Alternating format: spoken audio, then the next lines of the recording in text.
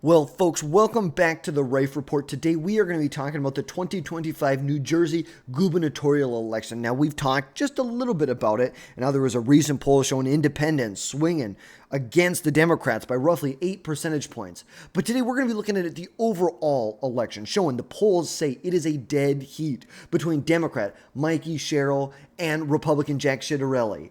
Now, this race could flip New Jersey red for the first time in over a decade. The last time Republicans won a statewide race was 2013 in the gubernatorial election when Chris Christie won. And we're going to be here to break it down for you. So the 2025 race, the election will be held November 4th. And it is to replace term-limited Governor Phil Murphy, who is a Democrat. He's been in office since 2018. And we know New Jersey is a blue-leaning state at the federal level and at the state level. But state-level races tend to be much more competitive. Although, like we said, Republicans haven't won a governor's race since 2013. But look at the 2021 gubernatorial election. This is a big election for Republicans in the state of New Jersey. Republicans came within 3 percentage points. 3 percentage points, a razor-thin victory for the Democrats. But they came within 3 percentage points of winning in the state. That not only 3 years earlier, Phil Murphy, the Democrat, won by 14 points. This is a 10-point swing, against the Democrats.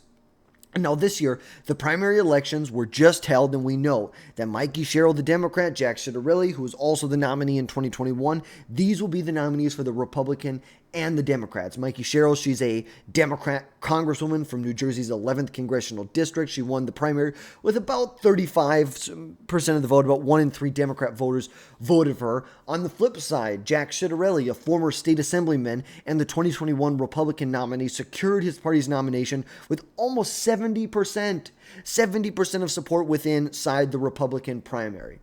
Now, the New Jersey's governor's race is one of only 2 governor's races in 2025. They are the big elections in the off-cycle year, alongside Virginia, which makes it a national bellwether, just to kind of test where is voter sentiment ahead of the 26 midterms. Now, is it indicative of what will happen? Absolutely not. Absolutely not. But, a big but there, I think it definitely tests the waters of where people are at right now. Because in New Jersey, it's not just about who's running the state government. It really is about whether New Jerseyans are ready for change after 8 years of Democrat policies under Phil Murphy. Policies that left many feeling squeezed by sky-high taxes, high property taxes, insane rising cost. And we're going to take a look at why those issues make this race so close in 2025. Now, there was a recent poll. Now, I'll give it national research that this is an internal poll for the Republicans. I'll just preface it by saying that, showing that Mikie Sherill is leading the Republican 45 points to 42 points in this election. But, like we talked about yesterday, the big thing that we saw here, independents and unaffiliated voters are breaking for the Republicans by 8 percentage points here. It's tied up with working class voters. Democrats have a 10-point advantage among upper middle class. In upper class, they have an even bigger advantage. But if you're talking about people who believe that the state is on the wrong track, which is the majority of people who were polled here, a majority, and remember, this poll has basically a majority of Democrats. Basically. 32% Republicans, 42% Democrats, 26% unaffiliated. And also, this is a more female electorate than it is a male electorate here. Pretty even breakdown right here, and as far as the age and race goes. But you can see, for people who believe the state is on the wrong track, they are voting for the Republicans in huge droves. If they think they're on the wrong track, 72% are voting for the Republicans. If they want to shake things up in Trenton, 87% are voting for the Republicans here. 87%. And obviously, this is a big change from the polling that we saw before. From Survey USA, showed Mikie Sherill up on Jack Ciattarelli. Now, this was before the primary. This was a little less than about 3 weeks ago. Showed that she was up on Jack Ciattarelli by 13 points here. 13 points. But like we said, in this most recent poll, yes, it is a Republican poll, but Ciattarelli leads 8 points with independents and unaffiliated voters. Now, to put this in some sort of historical context, Ciattarelli's 2021 performance was a wake-up call for Democrats. He nearly unseated a Democrat in a what was a good year for Republicans, but he nearly unseated him, closing a 12-point gap from the year earlier to just 3% on election day.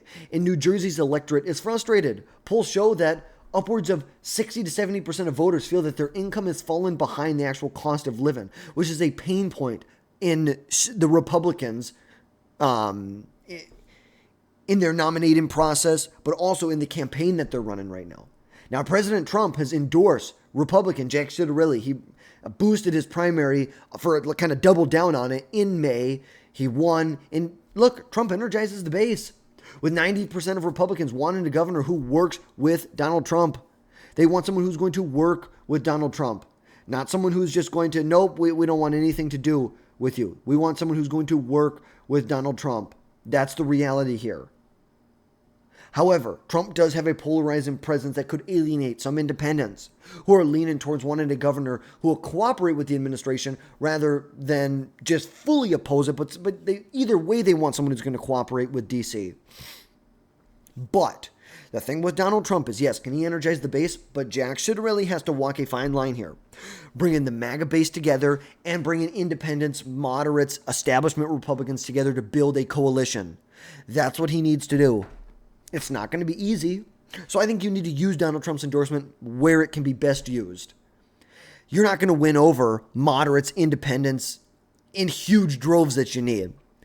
You need to be winning by independents by 10, 11, 12 points here. Is Donald Trump going to get you there? No, I don't think so. Especially with everything that's going on right now in D.C. There's a lot of shakeup going on, which, based on this, it says they want this to be a change election. The electorate wants this to be a change election. So maybe they like that. Maybe they do like that. But we've seen in many other states that Donald Trump his approval rating is dropping. It is dropping. Ultimately, I think he's doing the right things. He's doing what needs to be done. But we know midterms, they are a backlash to the party in power. No matter how good of a president you are, there is always backlash to the party in power. It's just as simple as that. But right now, polls tell us this race is anybody's game. And the Republicans have been tapping into real economic frustrations of people in New Jersey. Skyrocketing property taxes, a corporate tax rate that's now, 12 or 13%, which is the highest in the nation, in a sense that the people in Trenton are completely out of touch. And Mikie Sherill is banking on her record as a moderate Democrat. But look, she also has to defend the status quo in a state where people are fed up. They want this to be a change election. If we make this a change election, Democrats lose. If this is an election about the status quo, Democrats win. It's as simple as that. It really is. Yes, Mikie Sherill is a more moderate Democrat, but she has weaknesses. Trust me, she has plenty of weaknesses. There are plenty of top issues for voters in the state that Republicans can lean into. The economy and taxes. Like we said, under Phil Murphy, corporate tax rates jumped to, I think it was like 12%. To fund the New Jersey Transit, which sparked backlash from the business community.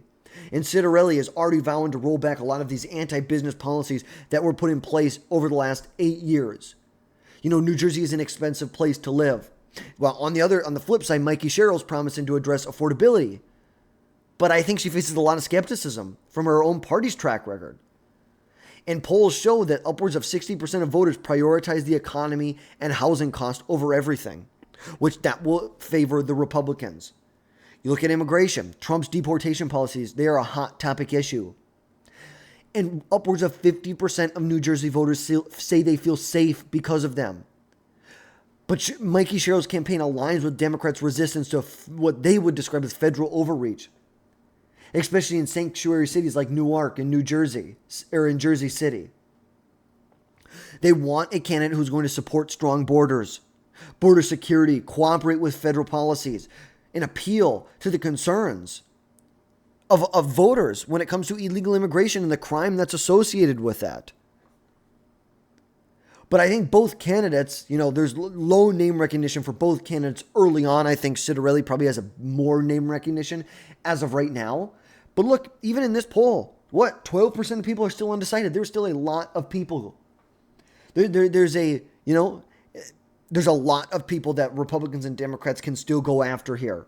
And there's a lot at stake. There's a lot at stake here. This is going to be a litmus test for the 2026 midterms. And a strong performance could embolden Republicans nationwide. And a Democrat win may reassure Democrats that their brand still holds in places. But look, it's New Jersey.